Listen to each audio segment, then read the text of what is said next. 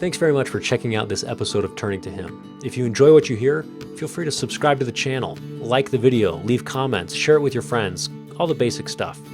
When you do things like that, it makes it easier for other people to find the channel and add goodness into their lives. Thanks again.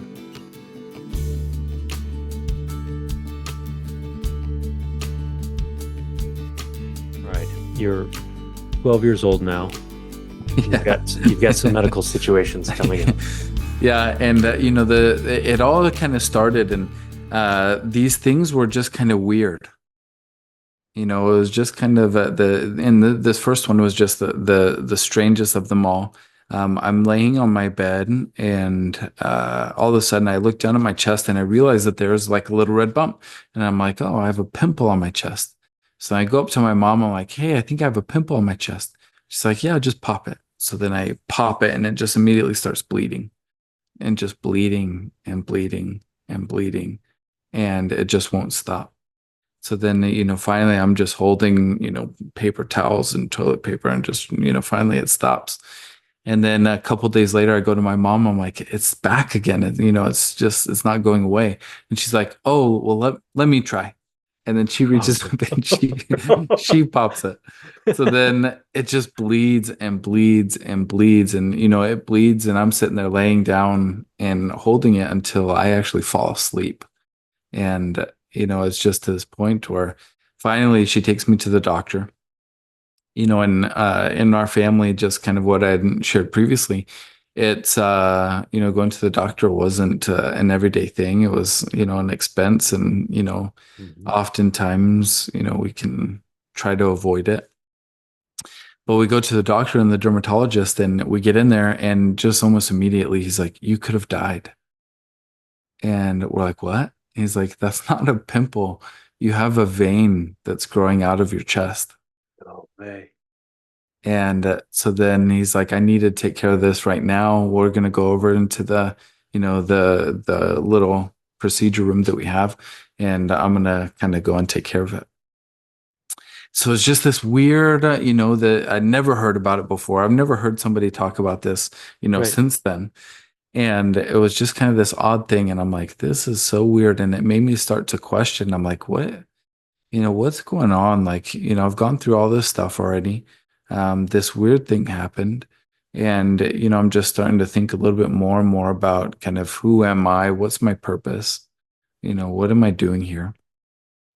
And then fast forward a couple of years, I'm 14, and I'm playing basketball on the freshman basketball team at my high school. And we're playing out in a city that's a few hours away from home. And as we're playing, it's the end of the game, just a couple minutes left. And I go up on the guy, and I'm playing defense. He has the ball, and he kind of protects the ball, and then he comes across like this. Yes. And he breaks my nose, fractures my cheekbones, and then my eye sockets, just my orbital bone there. It just wrecked me. Just no way of putting it. He knocked me out of the game. I was able to get the rebound. I fell to the ground, and he decided to take a jump shot. I got up, and I, opened my eyes a little bit. I grabbed the ball, and, I started bleeding, and, whatever. Yes. Yeah. I mean, so most importantly, did you win the game or not? That's what's important. We won the game. Of course. Okay. And next story then. So then the next day, my mom takes me to the doctor again. And we're going to this doctor, ENT, ear, nose, and throat doctor. And just part of breaking the nose, they look at the throat. They look to see, all the structures. And then the doctor looks at my left ear. And the words that you would never want to hear a doctor say, he says, uh-oh. Yeah.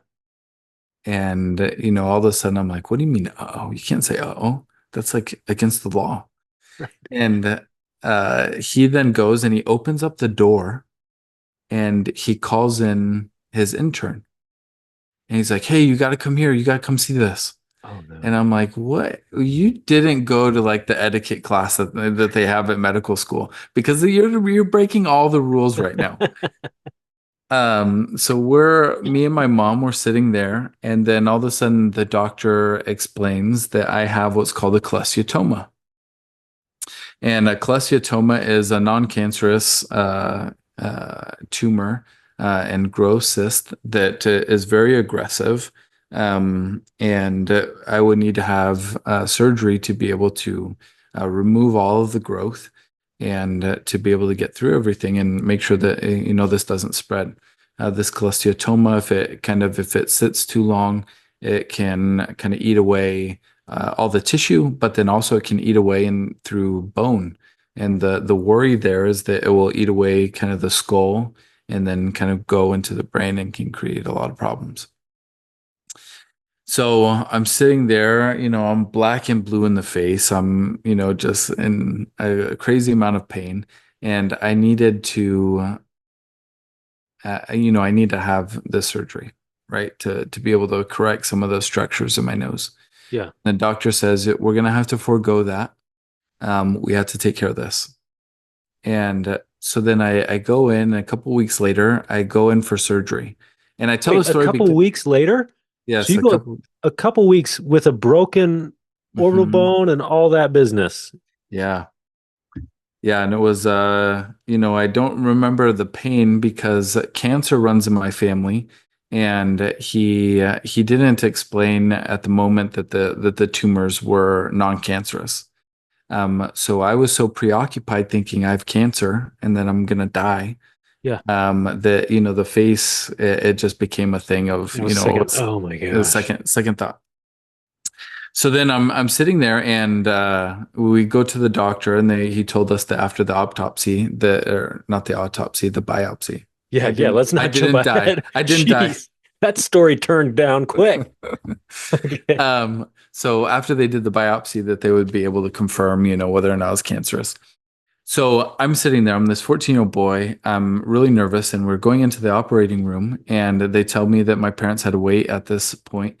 They wheel me into the back and they bust open the doors to the operating room, and it's freezing in there.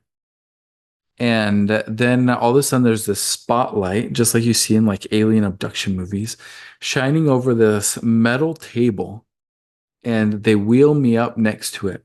And I'm like, I'm gonna die here. Like they're gonna cut me open and just like, Yeah. use me for science. And these little nurses, they're sitting there and they're like, okay, we have to pick you up and move you over to the table. And I'm like, I can just move. And they're like, no, no, no, we have to pick you up. And I'm like, okay. So then these like four nurses, they're just these little women. They kind of each grab onto a corner of my sheet and they're like heaving and trying to get me up on the table. And I'm like, well, why didn't you just let me move? So then here's the part that was just like so like scary and such a problem. They're then like, okay, we need to roll you over onto your side. So I'm laying there on the table, and then they strap me to the table so that I can't move. And my mom said that once you see them kind of do an injection into your IV, count backwards from 10. So I'm sitting there, I'm strapped to this, operating table, 14 years old, and I open my eyes and I see, the anesthesiologist, and I see him do something into the IV. So I'm like, 10, 9, 8, 7, 6, 5, 4, 3, 2, 1. And I open my eyes again. I'm like, it didn't Didn't work. work. So then I'm just sitting there, and then I'm like, I'm gonna try again, and I'm like 10. Oh my gosh. Oh, So thank goodness. then, so then I go out, and I'm sitting there, and I wake up in excruciating pain. And what they did was it's called a mastoidectomy, where they essentially cut my ear off, and then with that they go through and they drill away my skull until they get to the middle ear. And then they're able to clear everything up. They put in some, healing aids so that my bone can grow back, and they're able to kind of patch me up. They suture my ear back to my head, and then they do this head wrap on me. Excruciating pain just kind of next to the vestibular system. So I'm just super nauseous. Wake up in excruciating pain. I'm throwing up like crazy. It just an awful experience. And you still But have a broken face. and I still have a broken face. Um, But I'm sitting there, and in this pain was the first moment that I had an experience with Jesus Christ. And I started thinking about the atonement that he performed. And I remember very, very specifically saying, you felt this. Help me get through this. And I never really felt confirmation, or I never kind of received an answer to that. But I remember being conscious of it. And then just about every year after that, I had to have a subsequent surgery where I had to have the same exact ear surgery because the cholesteatoma grew back.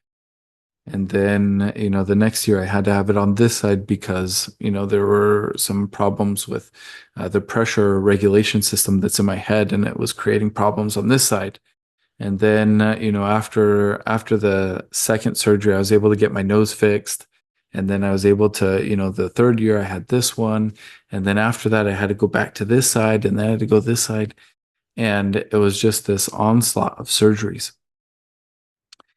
And it was in those surgeries and during those moments of just excruciating pain where I started to really develop an appreciation for the atonement of Jesus Christ. I didn't really yet have a relationship, but I had an appreciation for the pain and the suffering that he went through.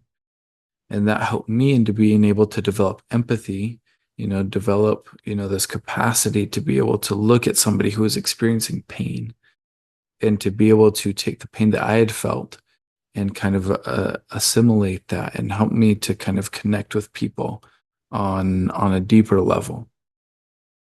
I've known some really excruciating pain. And I know that you're experiencing pain. And I know that, I get it. I don't know your pain exactly, but I know pain. Mm-hmm. And that was kind of where it started, was being able to kind of experience pain, but really starting to understand, the atonement of Jesus Christ, that he came to be able to experience all of these pains, not just pain of sin, but pain of mortality, pain of humanity. And that's where my relationship with Jesus Christ started. And through all this, these years of surgeries, it led to, I was living a teen life, experiencing, lots of different things, choosing to not keep a lot of the commandments, and, choosing to do things that weren't in line with my beliefs and what I started to kind of adhere to.